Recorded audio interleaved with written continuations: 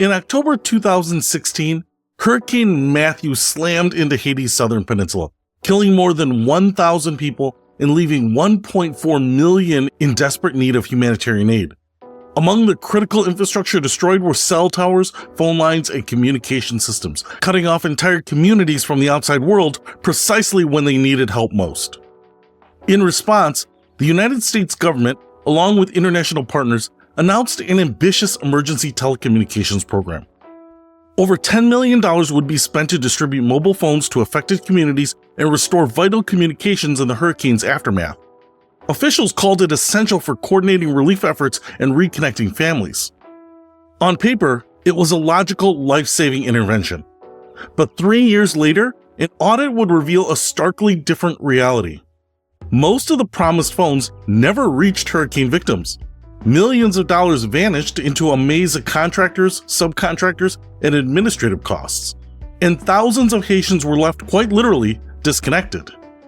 Today, we follow the money trail from Washington, D.C. to Port-au-Prince and beyond, investigating what happened to the Haiti Emergency Telecommunications Program. This is the story of how millions of dollars allocated for disaster victims disappeared into a system plagued by mismanagement, insufficient oversight, and alleged corruption, leaving disaster victims holding nothing but broken promises. The hurricane and the promise. Hurricane Matthew made landfall near Les Anglais in Haiti's southern peninsula on October 4, 2016, as a Category 4 storm with 145-mile-per-hour winds. It was the strongest hurricane to hit Haiti in over 50 years, and it struck a nation still struggling to recover from the catastrophic 2010 earthquake that had killed more than 200,000 people. The destruction was comprehensive. Approximately 90% of southern Haiti's buildings were damaged or destroyed. Roads were washed away, crops were obliterated, threatening food security for millions, and virtually all communication infrastructure in the hardest-hit areas collapsed. Dr. Jean-Philippe Turgot, who led a medical team in Les Cayes following the hurricane, it was like working in the dark.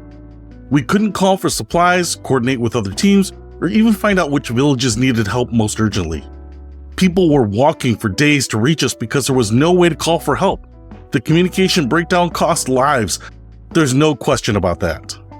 Recognizing the critical nature of the communications collapse, the U.S. Agency for International Development and State Department announced a $10.6 million emergency telecommunications program as part of broader hurricane relief efforts. The program had two main components: infrastructure support to repair damaged cell towers and networks, and direct distribution of approximately 50,000 mobile phones to affected families. USAID Administrator at the time, Gail Smith, restoring communications is not a luxury, it's a lifeline. These phones will allow families to reconnect, report emergency needs, access financial assistance, and participate in recovery efforts. We're committed to getting this technology into the hands of those who need it most. The program was ambitious in both scale and timeline. Within 60 days, the plan called for distribution of tens of thousands of basic mobile phones, each with 6 months of prepaid service. Priority would be given to female-headed households, community leaders, and those with special medical needs. Dr. Sarah Richardson, Emergency Telecommunications Coordinator. The concept was sound. After a disaster, information is as important as water or shelter. Mobile phones can literally save lives by allowing people to report needs, receive alerts about secondary hazards, access financial assistance, and coordinate with relief providers. Similar programs had shown positive results in the Philippines and Nepal. The Haitian government welcomed the program, with then-President Prévert personally endorsing the initiative.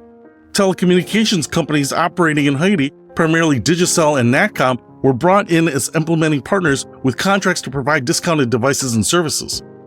On paper, the first phones would be distributed by December 2016, just 2 months after the hurricane. The full program would be implemented by mid-2017, with ongoing service guaranteed through the end of the year. At least, that was the plan. The money trail, following the funds.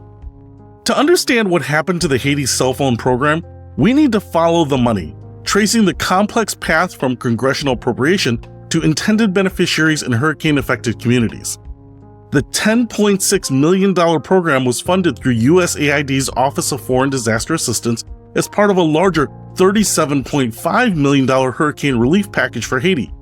The telecommunications portion was divided into two main allocations, $7.2 million for infrastructure support and $3.4 million specifically for the mobile phone distribution. Dr. Robert Martinez, former USAID contracting officer. This wasn't a direct government-to-recipient program. Like most foreign aid, it operated through layers of implementing partners. USAID contracted with primary organizations who then subcontracted aspects of the work to other entities.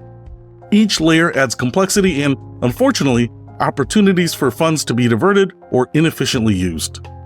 The prime contractor for the cell phone distribution program was the International Relief Development, a nonprofit implementation partner that had previously worked on USAID projects in Haiti. IRD was responsible for procuring the phones, coordinating with local telecommunications companies, and managing distribution. The contract allowed for administrative costs of up to 15% of the program budget, standard for humanitarian operations. However, subsequent audits would reveal that administrative costs ultimately consumed nearly 40% of the funds, leaving far less for actual phone procurement and distribution.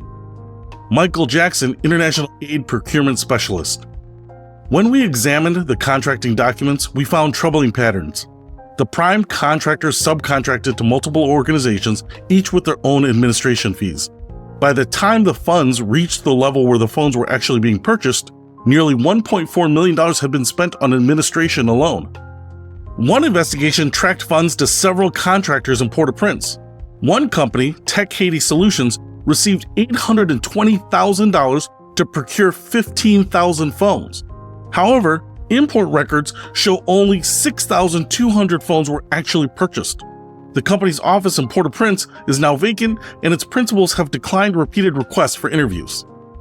Jean-Robert Prévost, investigative journalist with La Nouvelliste. The problem wasn't just one corrupt contractor or a single point of failure. It was systematic. Money flowed through so many hands with so little oversight that skimming and mismanagement became almost inevitable. When we tried to find where these phones were stored before distribution, warehouses that should have held thousands of devices were nearly empty. The telecommunications companies involved, primarily Digicel and Natcom, were contracted to provide discounted devices and 6 months of prepaid service. Financial records show that they received $2.1 million as advance payment for these services, but when questioned, company representatives could only account for approximately 22,000 activated lines, less than half the program target. Marie-Claire Dupont, telecommunications policy analyst. The telecom companies certainly received payment, but the service activation records don't match the number of phones supposedly distributed. Either phones were distributed without being activated, or, more likely, many of the phones simply weren't distributed at all. A 2019 audit commissioned by USAID's Inspector General attempted to reconcile the financial records with actual program outcomes. The findings were damning. Of the $3.4 million allocated specifically for phone distribution, only about $1.2 million worth of phones and services actually reached hurricane victims, roughly 35 cents on the dollar. On the ground, the distribution that barely happened. In the communities that were supposed to benefit from the emergency telecommunications program, residents tell a consistent story. The majority of promised phones never arrived. Marie-Lucienne Baptiste, resident of Camp Perrin, after the hurricane, they came and registered our names. They said we would receive phones to call for help and stay connected with family. We waited for months. A few people in the village received phones, mostly those with government connections, but most of us never got anything. They took our names and then disappeared. In some communities, limited distributions did occur. Records indicate that approximately 18,000 phones were ultimately distributed across the affected region, far short of the 50,000 promised. These distributions were plagued by problems, including allegations that local officials diverted phones to friends and family members rather than those on official recipient lists. Jean-Michel Lafortune, mayor of a small commune in the South Department. Yes, we received some phones to distribute, perhaps 200 for a community of thousands. The criteria for who should receive them changed constantly. First, it was the most vulnerable households. Then it became community leaders. Then health workers. With so few phones and so many people in need, it was impossible to satisfy everyone. Investigations obtained distribution records from 3 major communities in the hurricane zone. Cross-referencing these records with interviews revealed troubling patterns. names of deceased individuals appearing as recipients, duplicate entries to inflate distribution numbers, and significant discrepancies between signed delivery receipts and actual phones delivered. Dr. Paul Robinson, data analyst who reviewed the distribution records. In one community's records, we found 140 recipients with identical names but slightly different identification numbers. In another, nearly 30% of listed recipients could not be located for verification. These irregularities suggest deliberate manipulation of distribution data to make it appear more successful than it actually was. For those who did receive phones, another problem quickly became apparent. Many areas still lacked reliable cellular service. The infrastructure portion of the program, which was supposed to restore and expand network coverage, had made only minimal progress. Rene Dumas, telecommunications engineer. The cell towers and network equipment that were supposed to be repaired or replaced mostly weren't. Of the 18 critical transmission sites identified for repair after the hurricane, only 7 were fully restored by the end of the program. You can distribute all the phones you want, but without network coverage, they're just expensive paperweights. Interviews were conducted in 12 communities across the hurricane-affected region. In total, they spoke with 145 households that were registered to receive phones through the program. Of these, only 31 confirmed actually receiving a functioning device with active service, just 21% of intended recipients. The system failures, why the program collapsed. The Haiti Emergency Telecommunications Program failed due to multiple overlapping issues, rather than a single point of failure. Investigations identified several critical weaknesses that allowed millions of dollars to be squandered. First was inadequate oversight. While USAID had monitoring systems in place, the combination of Haiti's challenging operating environment, limited staff on the ground, and the emergency nature of the program created significant accountability gaps. Dr. Amanda Reichman, aid effectiveness researcher. Emergency response programs often face a fundamental tension between speed and accountability. Systems designed to prevent fraud and ensure effectiveness can slow deployment when every day matters. But the Haiti phone program demonstrates the risks of weakening those oversight mechanisms without adequate alternatives. Second was excessive administrative layering. The program's funds passed through at least 4 organizational layers before reaching implementation level. Each layer added costs, delays, and opportunities for funds to be diverted. Jonathan Sullivan, former government efficiency advisor. The administrative structure was almost designed to fail. When money changes hands multiple times before reaching beneficiaries, accountability becomes diffused.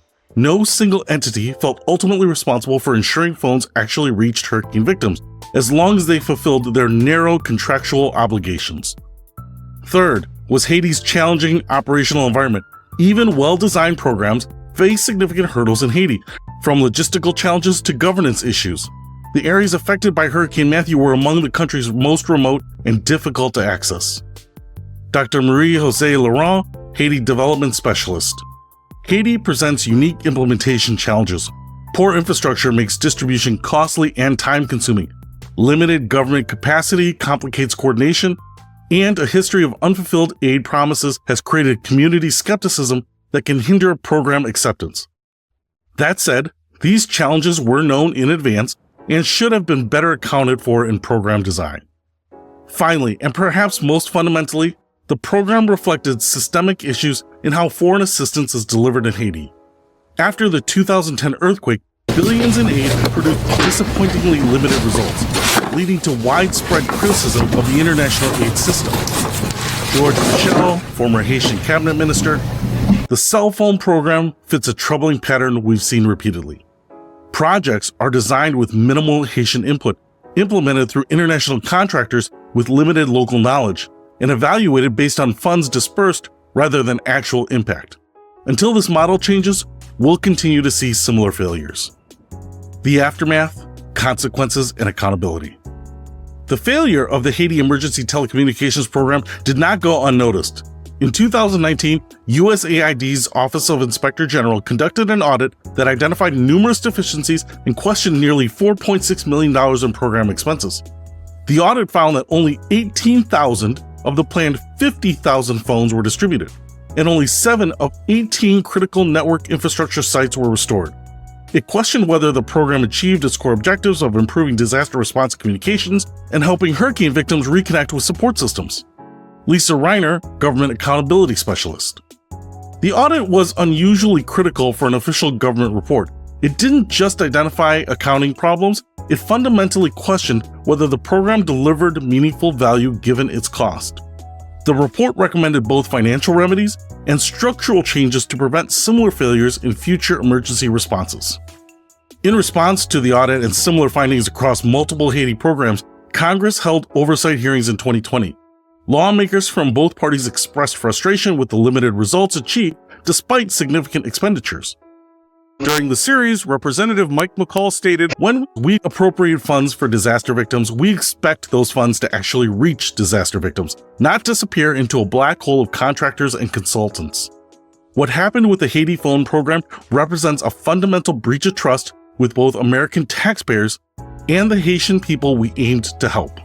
For the contractors involved, there were limited consequences. International Relief Development, the primary implementer, had already been facing scrutiny for performance issues on other government contracts.